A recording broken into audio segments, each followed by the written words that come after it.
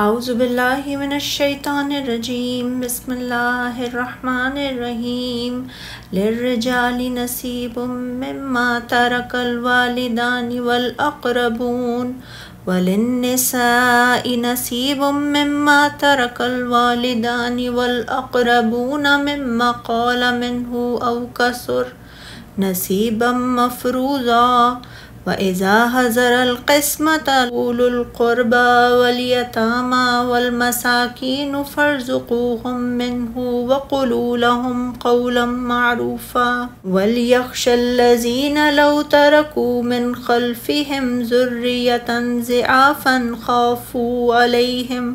فَلْيَتَّقُوا اللَّهَ وَلْيَقُولُوا قَوْلًا سَدِيدًا ان الذين يأكلون اموال اليتامى ظلما انما يأكلون في بطونهم نارا وسيصلون سعيرا۔ مردوں کے لیے اس مال میں حصہ ہے جو ماں باپ اور رشتہ دار چھوڑ جائیں، اور عورتوں کے لیے بھی حصہ ہے اس مال میں جو ماں باپ اور رشتہ دار چھوڑ جائیں۔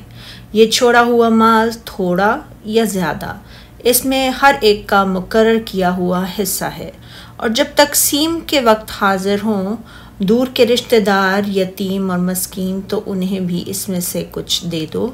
اور ان سے اچھی بات کہو۔ اور لوگوں کو اس بات سے ڈرنا چاہیے اگر وہ مرتے وقت اپنے پیچھے بے بس اولاد چھوڑ جائیں تو انہیں ان کے بارے میں کتنی فکر ہوگی۔ چنانچہ انہیں اللہ سے ڈرنا چاہیے اور سیدھی بات کہنی چاہیے۔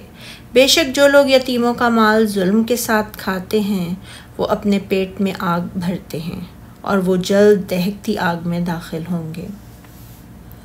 سید بن جبیر فرماتے ہیں کہ مشرک مال وراثت بالغ مردوں کو دے دیتے تھے اور عورتوں اور کم سن بچوں کو اس میں سے کچھ نہیں دیتے تھے،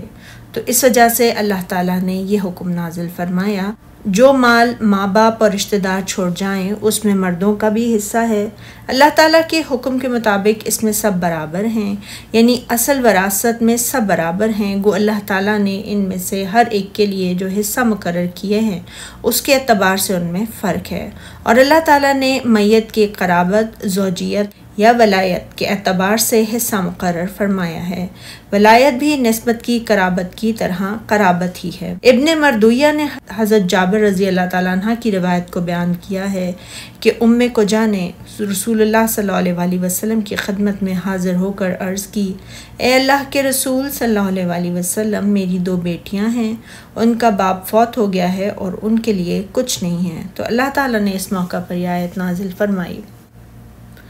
یعنی یہ کہ جب میراث کی تقسیم کے وقت ایسے رشتہ دار آ جائیں جو وارث نہیں ہیں اور یتیم اور محتاج، تو ترکے میں سے کچھ انہیں بھی دے دیا جائے۔ امام بخاری نے اس آیت کی تفسیر میں حضرت ابن عباس کا یہ قول بیان کیا ہے کہ یہ آیت محکم ہے، منسوخ نہیں ہے۔ اوفی نے حضرت ابن عباس سے روایت کیا ہے کہ اس آیت میں تقسیم سے مراد تقسیم میراث ہے، اور دیگر کئی ائمہ تفسیر نے بھی یہی کہا ہے۔ اس قول کے مطابق معنی یہ ہوں گے کہ جب یہ فقیر رشتہ دار جن کا میراث میں حصہ نہیں ہے، یتیم اور مسکین، وراثت کی تقسیم کے وقت حاضر ہوں اور وہ مختلف وارثوں کو دیکھیں کہ وہ اپنے اپنے حصوں کو لے رہے ہیں، تو ان کا دل بھی چاہے گا کہ وہ بھی اس میں سے کچھ لے لیں، اور اگر انہیں کچھ بھی نہ دیا جائے تو بہت مایوس ہوں گے۔ تو اللہ رؤوف الرحیم نے حکم دیا ہے کہ انہیں بھی کچھ نہ کچھ ضرور دیا جائے، یہ ان سے نیکی ہوگی، ان پر صدقہ ہوگا، ان سے احسان ہوگا، اور یہ ان کے شکستہ دلوں کے لیے باعث تسکین بھی ہوگا۔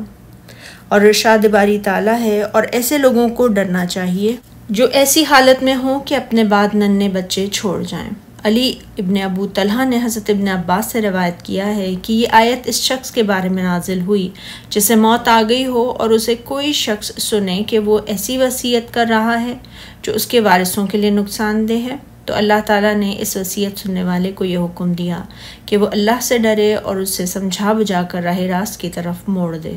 اور وہ اس کے وارثوں کو بھی اسی طرح دیکھے جیسے وہ اپنے وارثوں کو دیکھنا اور انہیں ضائع ہونے سے بچانا پسند کرتا ہے۔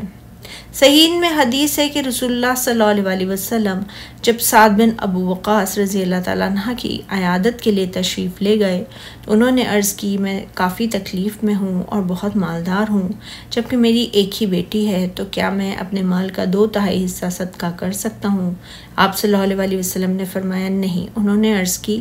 کیا میں اس کا نصف صدقہ کر سکتا ہوں؟ آپ نے فرمایا نہیں۔ انہوں نے عرض کی 1/3، تو آپ صلی اللہ علیہ وسلم نے فرمایا ہاں 1/3 صدقہ کر سکتے ہو، اور 1/3 بھی بہت زیادہ ہے، کیونکہ تم اپنے وارثوں کو دولت مند چھوڑ جاؤ، یہ اس سے کہیں بہتر ہے کہ تم انہیں فقیر چھوڑ جاؤ اور وہ لوگوں کے سامنے ہاتھ پھیلاتے پھریں۔ یتیموں کے مال کے نگران بنانے میں اللہ تعالیٰ سے ڈریں اور ان کا مال ان کے بڑے ہونے سے پہلے فضول خرچی میں اور جلدی ختم نہ کریں۔ اسے امام ابن جریر نے بطریق اوفی حضرت ابن عباس سے روایت کیا ہے کہ یہ قول بھی درست معلوم ہوتا ہے، اور اس کی تائید اس سے بھی ہوتی ہے کہ اس کے بعد ظلم سے یتیموں کے مال کھانے پر بہت وعید بیان کی گئی ہے، یعنی جس طرح تو یہ پسند کرتا ہے کہ تیرے بعد تیری اولاد سے اچھا معاملہ کیا جائے، اسی طرح تو بھی جب لوگوں کے اولاد کا ولی بنے تو ان سے اچھا معاملہ کر۔ پھر اللہ تعالیٰ نے یہ بھی فرمایا جو شخص ظلم سے یتیموں کے مال کو کھاتا ہے تو در حقیقت اپنے پیٹ میں جہنم کی آگ بھرتا ہے۔ چنانچہ فرمایا جو لوگ یتیموں کا مال ناجائز طور پر کھاتے ہیں وہ اپنے پیٹ میں آگ بھرتے ہیں اور وہ جلد ہی دوزخ میں ڈالے جائیں گے، یعنی جب وہ یتیموں کے مال بلا سبب کھائیں گے تو وہ اپنے پیٹوں میں ایسی آگ بھریں گے جو قیامت کے دن بھڑکتی ہوگی۔ صحیح بخاری و مسلم میں ابو ہریرہ رضی اللہ تعالیٰ عنہ سے روایت ہے رسول اللہ صلی اللہ علیہ وسلم نے فرمایا 7 تباہ کن چیزوں سے اجتناب کرو۔ صحابہ اکرام رضی اللہ تعالیٰ عنہ عرض کرنے لگے اے اللہ کے رسول صلی اللہ علیہ وسلم وہ کیا ہیں؟ فرمایا پہلا اللہ کے ساتھ شرک کرنا، دوسرا جادو، تیسرا اس نفس کو ناحق قتل کرنا جسے اللہ تعالیٰ نے حرام قرار دیا ہو، چوتھا سود کھانا، پانچواں یتیم کے مال کو کھانا، چھٹا جنگ کے دن پیٹھ پھیرنا، اور ساتواں پاک دامن بھولی بھالی مومن عورتوں پر بہتان لگانا۔ سبحانک اللہم و بحمدک اشہد ان لا الہ الا انت استغفرک و اتوب الیک۔